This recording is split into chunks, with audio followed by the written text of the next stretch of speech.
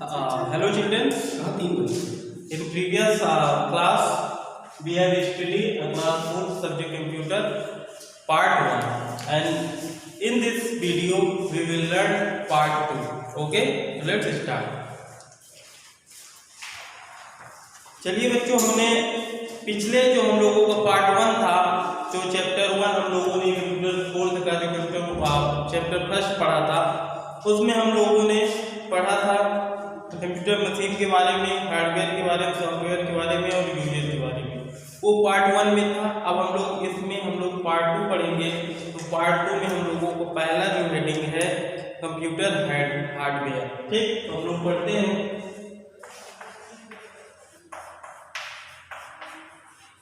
Computer hardware.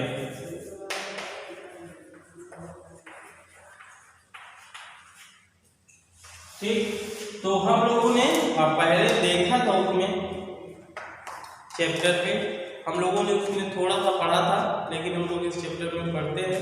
देखिए, hardware consist of input device.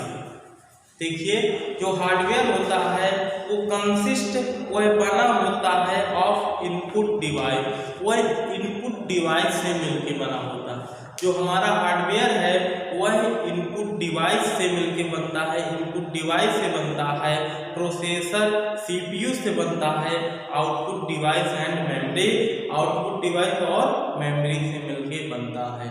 तो सबसे पहले आपको ध्यान रखना है, जो आपका हार्डवेयर है वो इनपुट डिवाइस, प्रोसेसर, इसको हम लोग सीपीयू कहते हैं, आउटपुट डिवाइस एंड मेमोरी, इन चार चीजों से मिलके बनता है।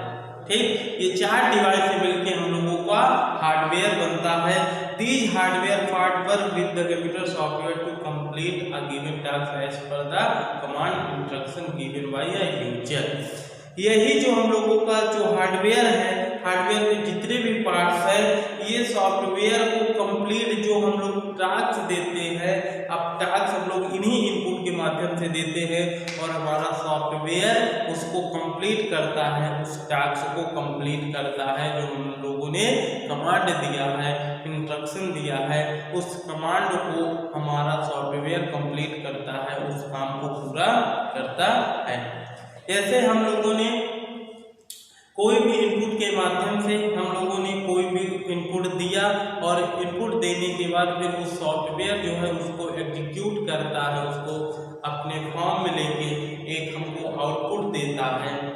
तो हम लोग इनपुट डिवाइस के माध्यम से ही अपने कंप्यूटर सिस्टम को एक टास्क देते हैं, एक काम करने के लिए हम लोग एक कमांड देते हैं, और यही डिवाइस हार्डवेयर डिवाइस में आती है।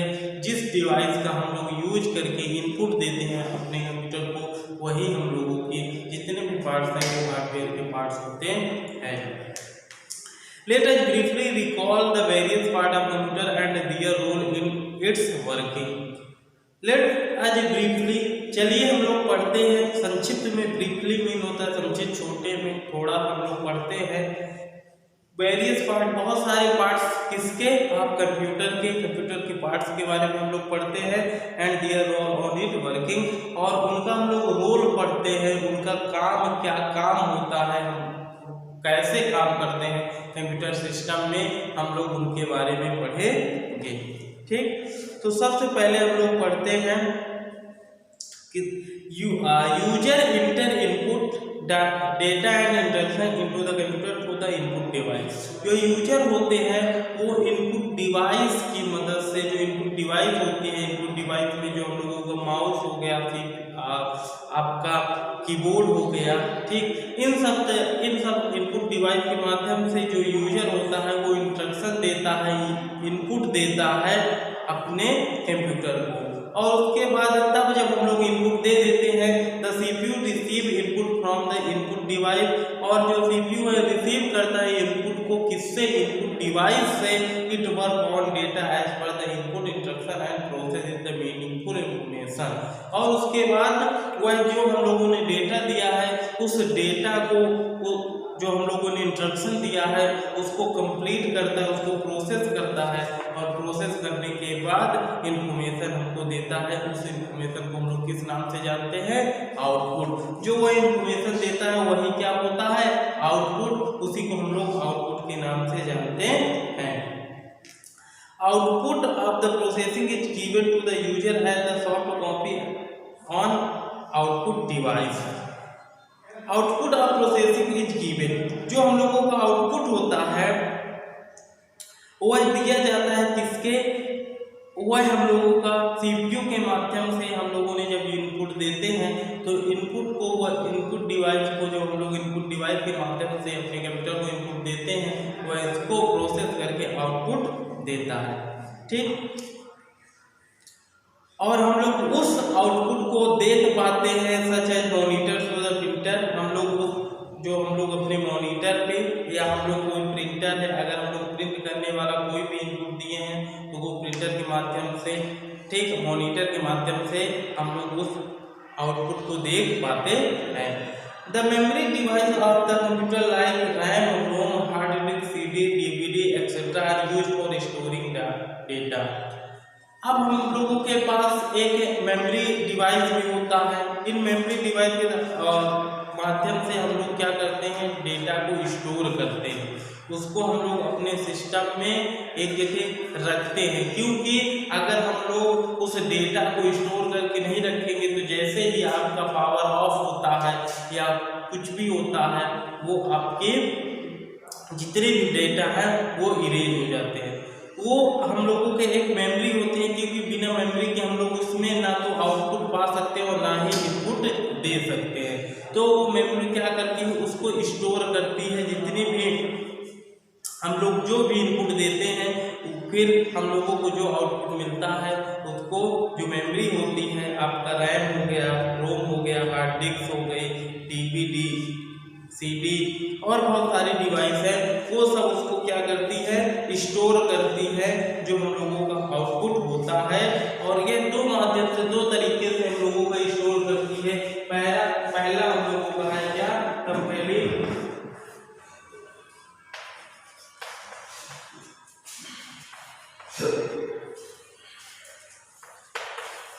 और दूसरा हम लोगों का क्या है?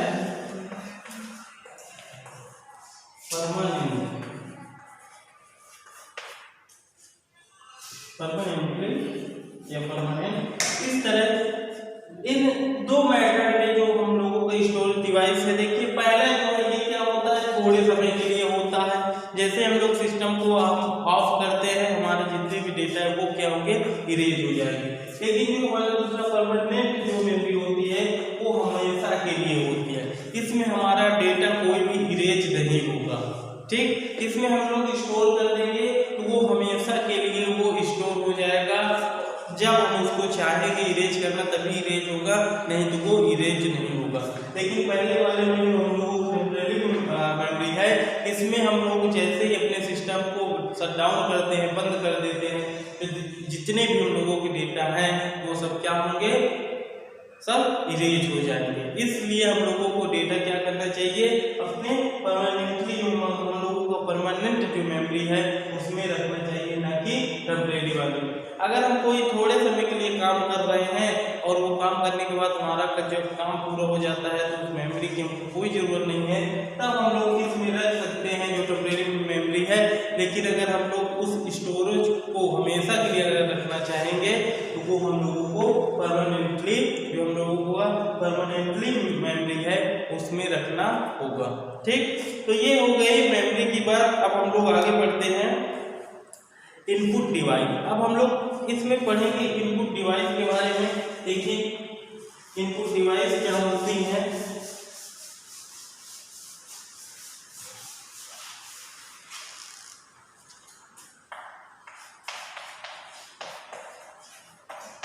इनपुट डिवाइस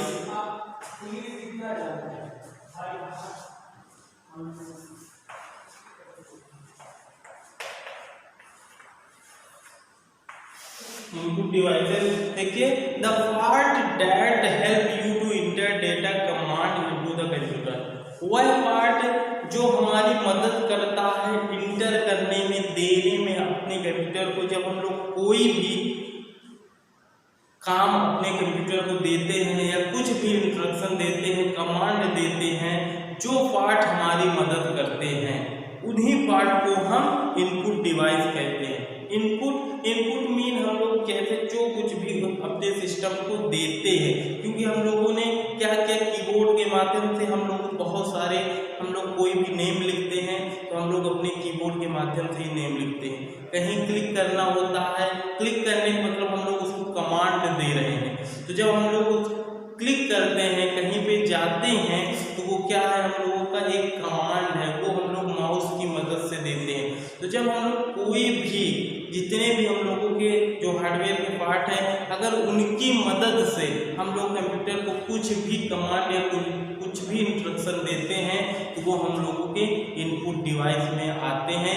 और यही इनपुट डिवाइस हम लोगों की मदद करते हैं डाटा को देने में। हमको कंप्यूटर को जब हम लोग डेटा देते हैं, यही हमारे जितने भी इनपुट डिवाइस हैं ये सब हमारी मदद करती हैं। Into the computer are called input device. और यही जो पार्ट हमारी मदद करते हैं डेटा को देने में हमारे कंप्यूटर को, उनको हम लोग इनपुट डिवाइस के नाम से जानते हैं, उनको हम लोग इनपुट डिवाइस कहते हैं।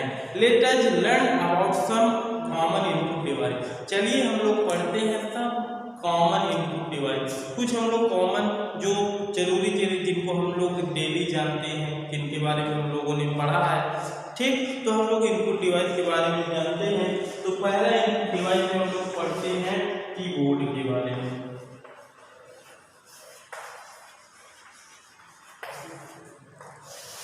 देखिए कीबोर्ड क्या होता है।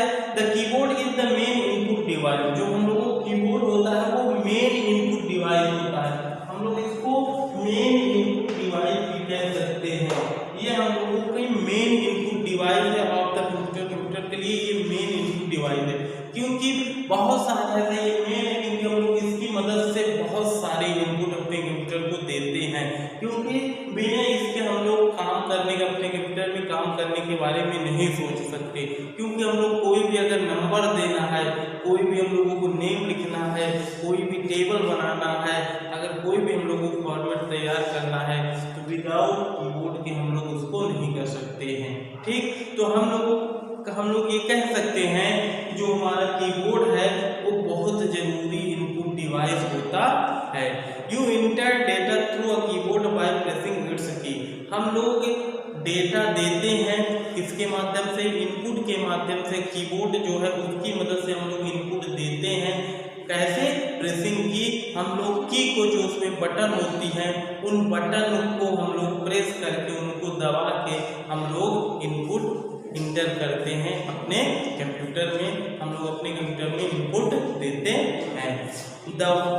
This is called typing. और वही टाइपिंग, उसी को हम लोग टाइपिंग कहते हैं। जब हम लोग बटन को प्रेस करते हैं, उसको हम लोग प्रेस करते हैं, दबाते हैं, जब हम लोग इनपुट देते हैं अपने कंप्यूटर को, तो वही जो दबाने वाला जो हम लोग प्रेसिंग का काम होता है, जब हम लोग अपने बटन को प्रेस करते हैं, उसी को हम लोग टाइपिंग कहते हैं। टाइपिंग किसको कहते हैं, जब हम लोग कीबोर्ड की मदद से, कीबोर्ड की जो बटन होती है उनको प्रेस करते हैं, उनको दाबते हैं, उनकी मदद से हम लोग अपने कंप्यूटर सिस्टम को इनपुट देते हैं। वही तरीका, वही मेथड क्या कहलाता है, टाइपिंग। उसी को हम लोग टाइपिंग कहते हैं।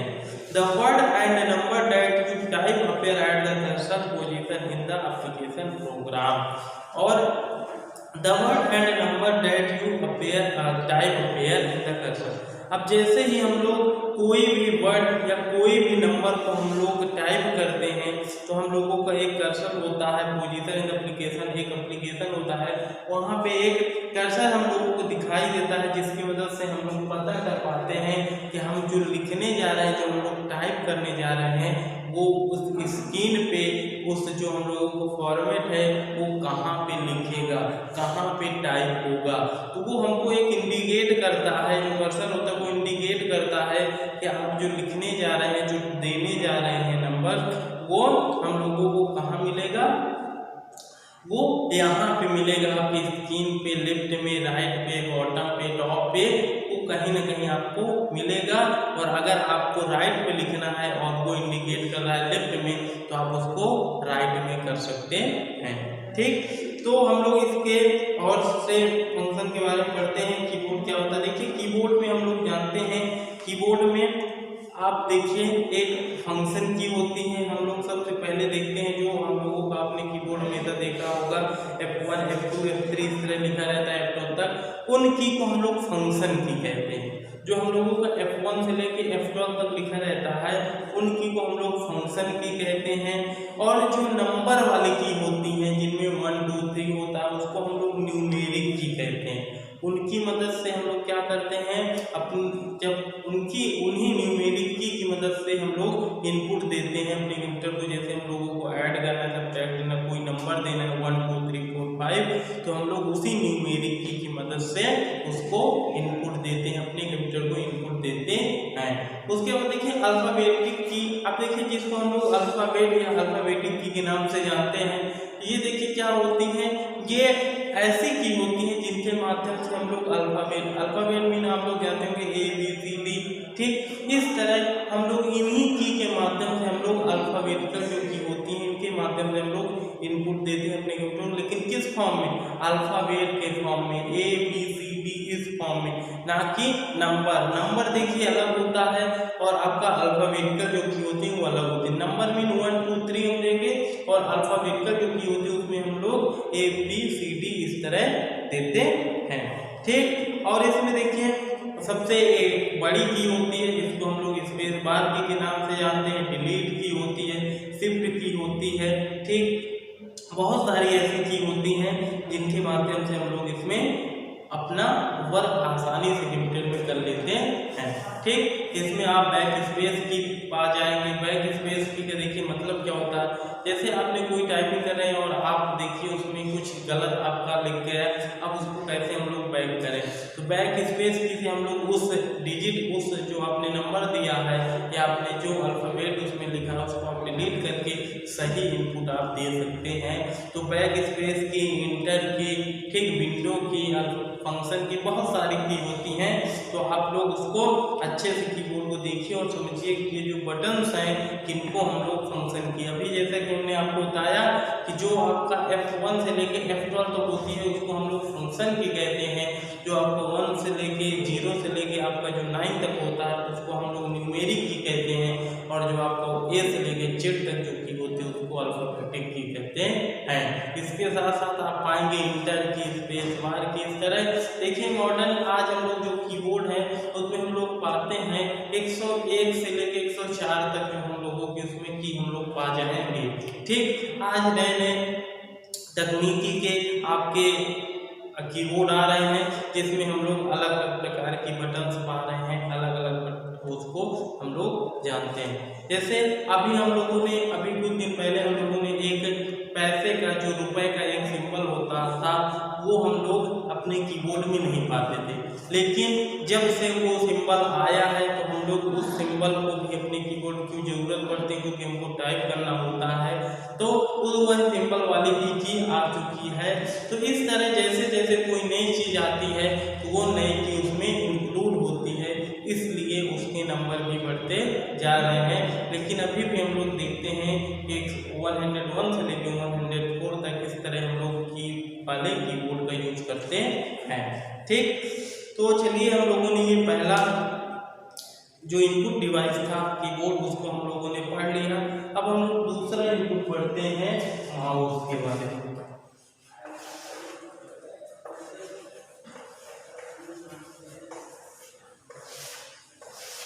देखिए दूसरा जो हम लोगों का इनपुट डिवाइस है जिसको हम लोग माउस के नाम से जानते हैं, तो हम लोग देखिए पढ़ते हैं the mouse is an input device. जो आपका माउस है वो एक इनपुट डिवाइस है।